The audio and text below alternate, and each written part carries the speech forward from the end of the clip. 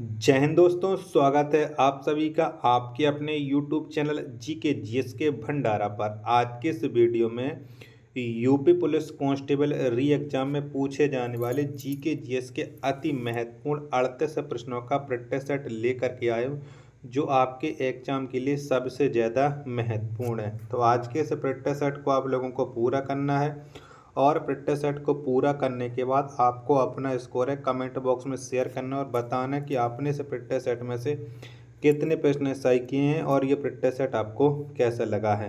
Practice set पसंद आए तो वीडियो को आप एक बार लाइक कर देना। चैनल को आप लोगों ने अभी तक सब्सक्राइब नहीं कर रखा होगा तो चैनल को आप लोग ज़रूर सब्सक्राइब करके अपने दोस्तों के पास वीडियो को ज़्यादा से ज़्यादा शेयर कर देना। तो फिर चलिए शुरू करते हैं।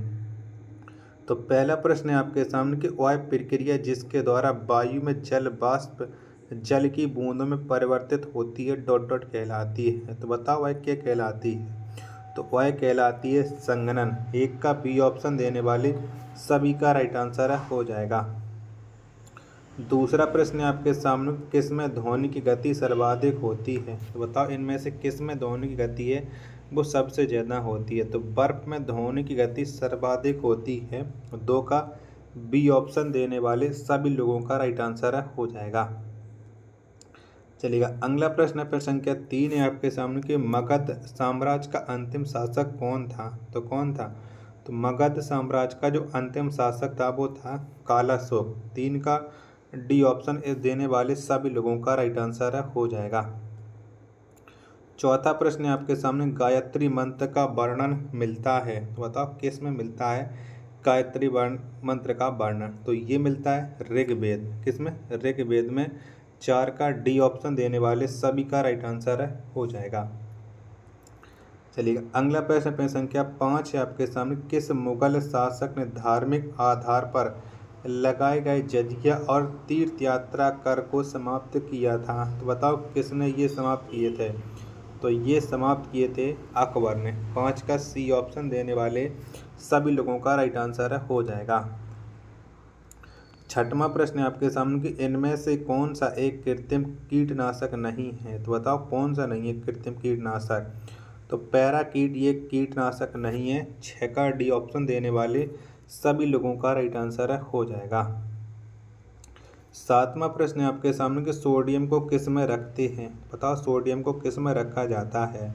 तो सोडियम को रखा जाता है मिट्टी के तेल में। किस में। मिट्टी के तेल में। 7 का ए ऑप्शन बताने वाले सभी लोगों का ये राइट आंसर हो जाएगा। वीडियो पसंद आ रही है तो प्लीज़ वीडियो को लाइक ज़रूर कर देना। चैनल को सब्सक्राइब नहीं कर रखा होगा तो चैनल को सब्सक्राइब जरूर कर लीजिएगा।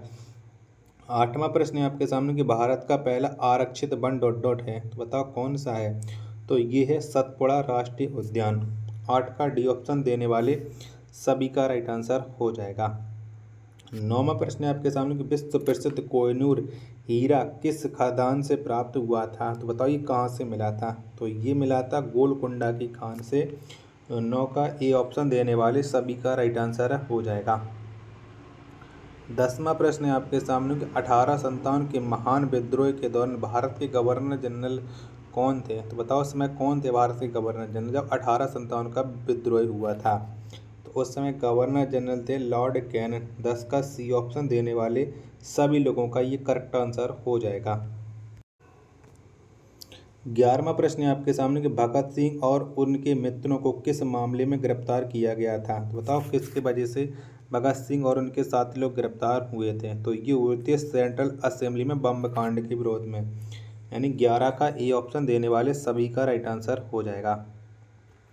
12वां प्रश्न है आपके सामने कि उड़ीसा से प्रारंभ एक प्राचीन लोक नृत्य है। तो बताओ इनमें से उड़ीसा का प्राचीन लोक नृत्य कौन सा है। तो ये है घुमूरा। 12 का डी ऑप्शन देने वाले सभी लोगों का ये राइट आंसर हो जाएगा।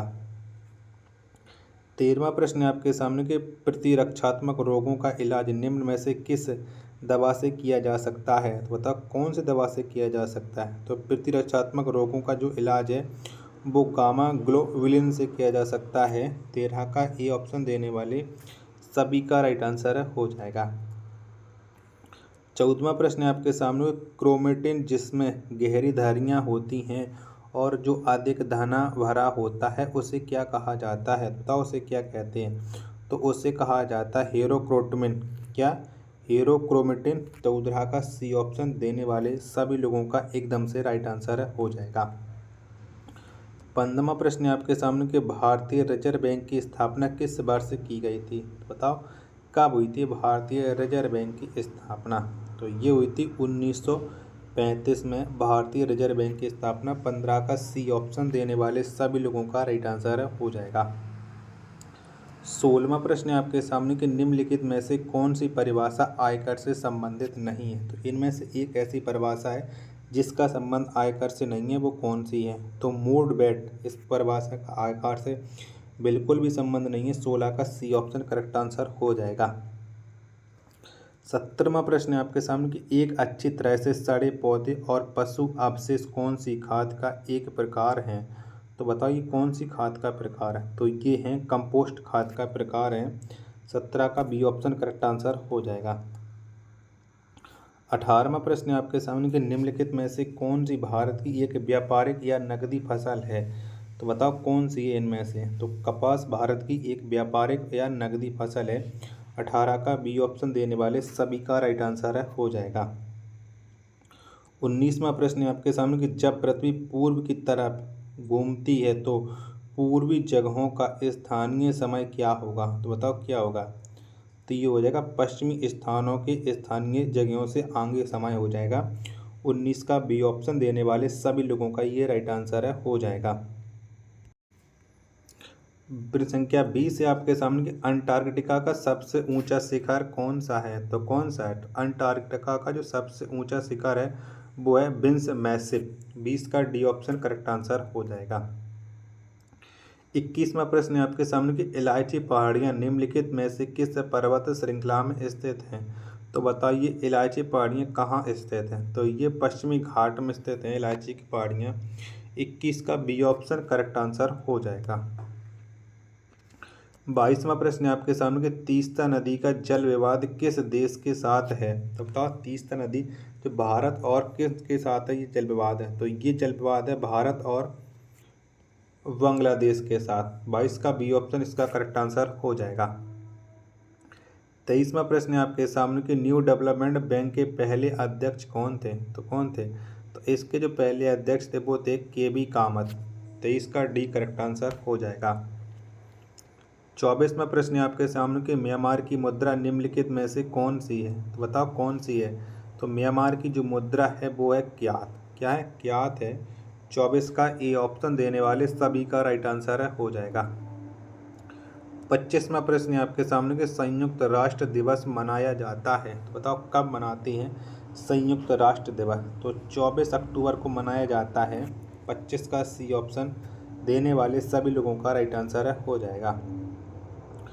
26वां प्रश्न है आपके सामने कि महात्मा गांधी के प्रिय भजनों में से एक वैष्णव जन तो के रचयिता कौन है? तो बताइए इसे किसने लिखा है वैष्णव जन तो के रचयिता? तो इसके जो रचयिता हैं वो हैं नरसिंह मेहता। 26 का सी ऑप्शन इसका करेक्ट आंसर हो जाएगा। 27वां प्रश्न है आपके सामने कौन सा राज्य भारतीय संविधान की 6ठी अनुसूची में उल्लेखित नहीं है? तो बताओ इनमें से कौन सा राज्य जिसका उल्लेख है 6ठी अनुसूची में नहीं है, कौन सा है? तो वो राज्य नागालैंड। 27 का ए ऑप्शन इसका करेक्ट आंसर हो जाएगा। 28वां प्रश्न है आपके सामने कि भारत का संविधान लागू होने के समय इनमें कितने अनुच्छेद व अनुसूचियाँ थीं? तो कितने थे? तो इसमें जो जब संविधान लागू हुआ था तो उस समय 395 अनुच्छेद व 8 अनुसूचियाँ थीं। 28 का डी ऑप्शन करेक्ट आंसर हो जाएगा। 29वां प्रश्न है आपके सामने कि लोकसभा के अध्यक्ष और राज्यसभा के अध्यक्ष के वेतन और भत्ते कहाँ से दिए जाते हैं? तो बताओ इन्हें कहाँ से वेतन और भत्ते मिलते हैं? 29 का राइट आंसर तो ये मिलते हैं भारत का सामाजिक कोष से यानी भारत संचय निधि से। 29 का बी ऑप्शन देने वाले सभी का राइट आंसर हो जाएगा। अगर आपको ये वीडियो पसंद आ रही तो प्लीज़ वीडियो को लाइक कीजिएगा और चैनल को सब्सक्राइब नहीं कर रखा होगा तो चैनल को आप लोग जरूर सब्सक्राइब करके अपने वीडियो को दोस्तों के पास शेयर कीजिएगा। प्रश्न संख्या 30 है आपके सामने कि उत्तर प्रदेश का प्राचीनतम और विशालतम बहुउद्देश्य संग्रहालय कौन सा है? तो कौन सा है? तो उत्तर प्रदेश का प्राचीनतम और विशालतम जो बहुउद्देशीय संग्रहालय है वो है राज्य संग्रहालय लखनऊ में ये स्थित है। 30 का डी ऑप्शन करेक्ट आंसर हो जाएगा। 31वां प्रश्न है आपके सामने कि निम्नलिखित में से किस प्रसिद्ध भारतीय शास्त्रीय गायिका को उसके शिष्यों द्वारा प्यार से अप्पा जी बुलाया जाता था। तो बताओ किन्हें अप्पा जी के नाम से जाना जाता था। तो ये जानी जाती थी गिरजा देवी। 31 का ए ऑप्शन करेक्ट आंसर है, हो जाएगा। 32वां प्रश्न है आपके सामने कि डॉक्टर BR अम्बेडकर पुलिस अकादमी उत्तर प्रदेश में कहाँ है। तो बताइए कहाँ पर पड़ती है डॉक्टर BR अम्बेडकर पुलिस अकादमी। तो ये स्थित है मुरादाबाद में। 32 का बी ऑप्शन करेक्ट आंसर है, हो जाएगा।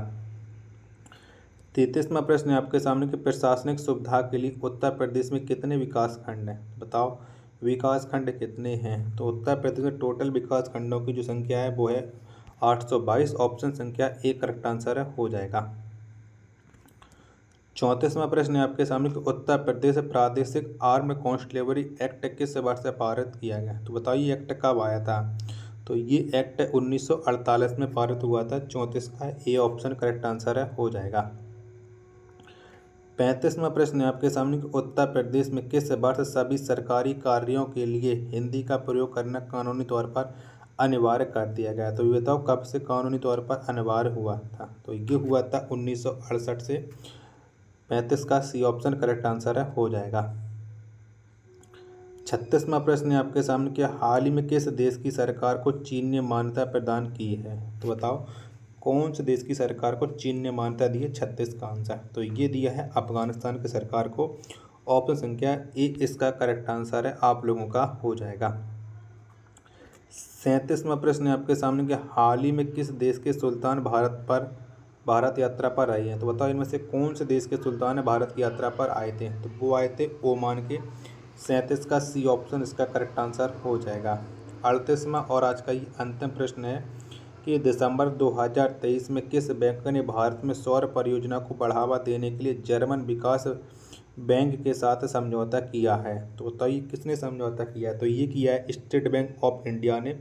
38 का ए ऑप्शन करेक्ट आंसर है, हो जाएगा। साथियों वीडियो पसंद आ रही हो तो प्लीज़ वीडियो को लाइक कर देना और चैनल को सब्सक्राइब नहीं कर रखा होगा तो चैनल को आप लोग जरूर सब्सक्राइब कर लेना। मिलते हैं अपने नेक्स्ट वीडियो में, तब तक के लिए धन्यवाद। जय हिंद, वंदे मातरम।